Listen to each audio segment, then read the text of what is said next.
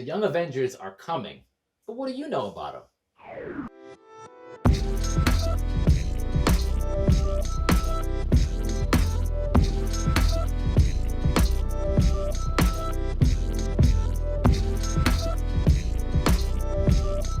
Hey, what's up, nerd fam? This is your boy RAYSHAUN. I want to welcome you to Enter the Nerd. Today, I'm going to talk to you about the Young Avengers. Now, the Young Avengers is a group of young heroes, teenagers to be exact, who take up the Young Avengers name after the Avengers Disassemble storyline, which left Hawkeye, Scott Lang, and Vision dead after Scarlet Witch went crazy after having a miscarriage. And this is also following the events of M-Day as well, which led a whole bunch of mutants depowered, right?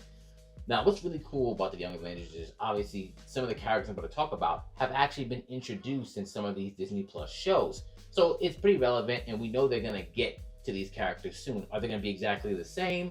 Probably not. For context, there's also more than one volume of Young Avengers, but I'm going to be talking about the first volume because I think that is the most impactful in terms of storytelling. So yeah, let's get into it. Now, Young Avengers starts when Kang the Conqueror, goes and visits his young self, pretty much tells him what he's going to be. And the young Kang says, no, that's not what I want to be. And he becomes Iron Lad, goes into the past, and looks for the Avengers to help him stop Kang. However, this is after Avengers Disassembled, so the Avengers are pretty much no more at this point. So he uses Vision's body, because like I said, Vision is gone, to look at the failsafe system. Well, it's a list of people who could possibly become next generation Avengers, for which he finds Eli Bradley. Even though he was looking for his uncle Josiah, Eli lies and says, yeah, I've got the super soldier serum just like Josiah, which we'll come back to in a second. He sees Kate Bishop, who obviously, due to the whole Hawkeye storyline, which I've gotten into in other videos, she's also there. Billy Kaplan, which is Wiccan or Asgardian at the time. Teddy Altman, that's the Hulkling, who's actually half Skrull, half human. And then later on, we get some others like Tommy Shepard, right? And he even brings back Vision with his own, he uses like the Iron Lad suit, that like adaptive technology to bring back another version of Vision. But pretty much this story revolves around them struggling to just be heroes, because the Avengers did not want these young kids to even start crime fighting because they felt like it was too dangerous for them. And a lot of situations they didn't know how to handle, which makes sense seeing as what just happened to the Avengers that were very, very much experienced, right? So they were pretty much threatening the Avengers, like, hey, if you keep on doing this, we are going to tell your parents, because they know that's what a lot of kids are going to be scared of, because they know they'll ground them and make sure. Oh, one more. Cassie Lang, I forgot about her. She is Stature. She is the late Scott Lang's daughter, and she like exposed herself to Pym particles until she got powers just like his. Now, Kate Bishop is also the one kind of bankrolling this. So when they are told to stand down, she uses her money to fund a secret location for them and even give them brand new costumes.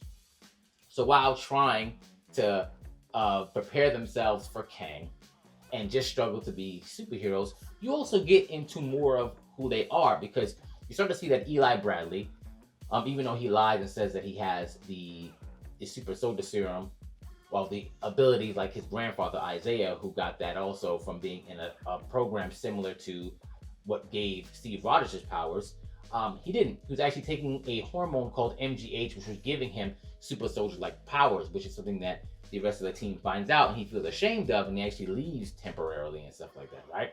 Also, eventually the Avengers do tell the parents about who they are to get them to stop, because they notice they haven't stopped their operations. And the Young Avengers are like, if you want us to stop, why don't you just train us? And obviously, they refuse, up until Kang does actually come and does kill the Avengers. So him being there, and actually Iron Lad being there, is changing the current time stream, because Iron Lad's not supposed to be there. So once Kang kills some of the Avengers and the world gets turned to like a post-apocalyptic version of itself, Iron Lad actually winds up killing his future self and realizes he has to become Kang eventually, just so he can save the time that his friends are now in. So eventually it winds up with him going back to the future, even though he was starting this budding romance with stature, or Cassie Lang. Also something to talk about, Teddy Altman, that was Hulkling. So he doesn't even know that he's a Skrull. He actually thinks he's some type of a mutant, but he isn't until Super Skrull shows up and says, hey, you're part of our people. He says he's lying, and you find out that Hulkling is actually the son of Mar-Vell, or the original Captain Marvel, and a princess of the Skrull planet at the time, and she died a long time ago because of Galactus. And the person who's been playing his mom has just been a person who stole him away to keep him from the Empire, which they called her a traitor. And she winds up dying, which sucks. And the Kree Empire come, and they are fighting with the Skrull Empire just for custody of him, and pretty much have to spend like half a year with one and half a year with the other to avoid a galactic war, which is also a pretty cool like sub-storyline, which I think gets revisited later on in the Empire storyline that comes later, which wasn't necessarily well received, but it is what it is. So pretty cool stuff that's happening so far. We've got some cool character development, and we've got a cool story when it comes to Kang. Now, it doesn't end there, because Wiccan, or whether they call him Wiccan now, because they were trying to give him a new nickname because they thought that Asgardian didn't really make much sense for him, right?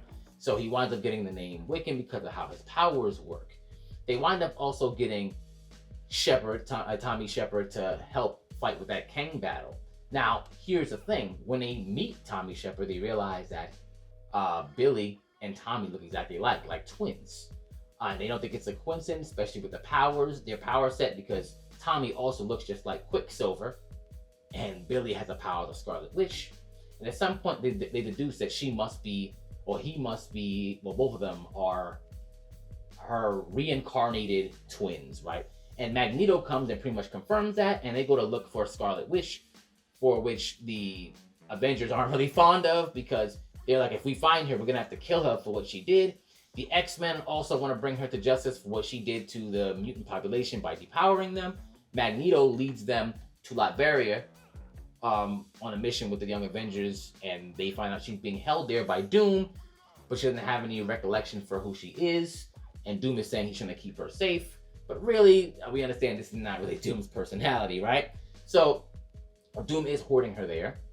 Magneto comes, there's a big battle ensues between the X-Men, the Avengers, and it's crazy. But then Iron Lad shows up again and says, let's go to the past when she came, and let's just stop her from doing what she did with Hawkeye and Scott Lang and all that. And pretty much they were warned by saying, hey, if we change, it's just going to be some type of consequences, but they were willing to do it anyway. So they go to that event where she, pretty much gets everybody killed. They do stop it. This actually jolts, because they take Scarlet Witch with them, and this jolts her memory back. And she remembers it. She remembers how angry she was, and she's like, I have to stop this. Eventually, after a bit of some time goes around, Doom winds up taking her powers, which was really what he wanted to do in the first place, because he believes with her powers, he'd be much more responsible and be able to do much more good in the world with it.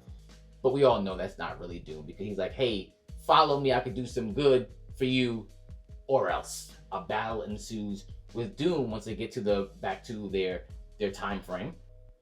And, pardon me, they save Scott. I almost forgot this. They did save Scott Lang from getting blown up by, I believe it's Jack of Hearts or something like that. They stopped all that from happening. So now Scott Lang is around with his daughter, and he's happy to see her and all that. So when they go and fight Doom after he gets all the powers, I believe Cassie is sitting there fighting Doom, and she gets killed by Doom. So now instead of, Cassie living and Scott dying, it's the exact opposite now. And Vision refused to bring her back based off of,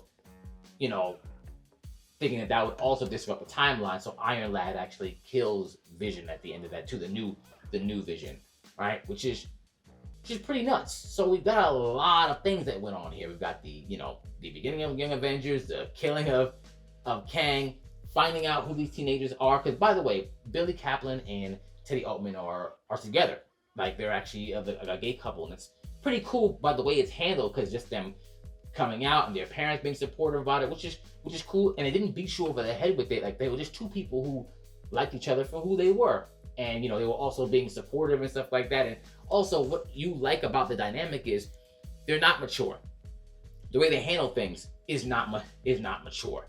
So it makes sense that while they're really well intentioned, a lot of the situations they get themselves into do not end very well. And that's why, even at the end, they're like, look, we're willing to let you do this if you go through the proper training. We're willing to let you do it. But at the end, because of everything that happens and because of Cassie, they kind of decide to disband, which, you know, it also makes sense. And it kind of sucks because I wanted to see more of Patriot and stuff, even though they had some storylines before this, because they were actually in Siege, when it was the siege of Asgard by the Dark Avengers, because Norman Osborn made his own Avengers, and he also made his own version of the Young Avengers as well, which was pretty cool. We're gonna go into that. And there was actually a one-shot for, because the storyline with, I know I'm going back and forth, pardon me, but there's a lot of good stuff with this. The storyline when they were going after Scarlet Witch was called the Children's Crusade. Now there was a Children's Crusade one-shot which showed them as adults, and it, to be honest, it wasn't really all that good, but it's something that could definitely be followed up now, showing them just getting older. It's been a while. It's been almost 10 years since this came out. So honestly, well, actually it's over 10 years since this originally came out. So they could definitely do some stuff with them older. And these definitely could be the next generation of Avengers if they really wanted to do it. Now, obviously, there's been more than one volume. I prefer this one. Like I said, it is what it is. Now, at the end of all of this first volume, Eli goes away, and pretty much everybody but him and Cassie, because she's gone, and obviously Iron Lad goes back to the future, are in the Young Avengers, and they're going to keep on going under the supervision of the Avengers. That's pretty much the end of the first volume, right? Oh, pardon me, I forgot with Eli Bradley. He does eventually wind up getting the super soldier powers, because after an incident where he winds up getting shot, I believe, by AIM, I believe those are AIM agents, I believe, he does need a blood transfusion from his grandfather, which is what he claimed originally from Steve anyway. When Steve asked him where he got his powers, he said that, and it actually winds up coming true, and he does actually get the super soldier powers. I forgot that part. Pardon me, right? Can all this stuff happen now? So Eli has already shown up in Falcon and the Winter Soldier. Kate Bishop is already there in the Hawkeye show. The two twins have technically they're there from WandaVision, but you know, who knows what they're gonna do with that. And Hulkling might not be able to happen the same exact way because Marvel technically does not exist. They can still be half Skrull, and they could do whatever they want to do with that. I hope this happens. I hope they're able to do most of it, but I mean, is the MCU gonna do exactly that? I don't know.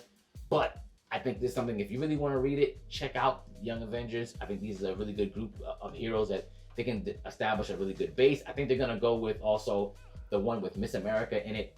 I really wish they would do more with Patriot. I mean, they made a different Patriot, like after Eli stopped being Patriot, they have this other dude named RAYSHAUN Lucas, which he's kind of whack. You know what I mean? It didn't make any sense to make a second Patriot because really Eli's lineage is directly tied to it. But yeah, that's a quick rundown of the Young Avengers, specifically the first volume. Let me know what you think about it. Did you even know about them? What questions do you have about them? Let me know. Let's talk about it. Into the nerd.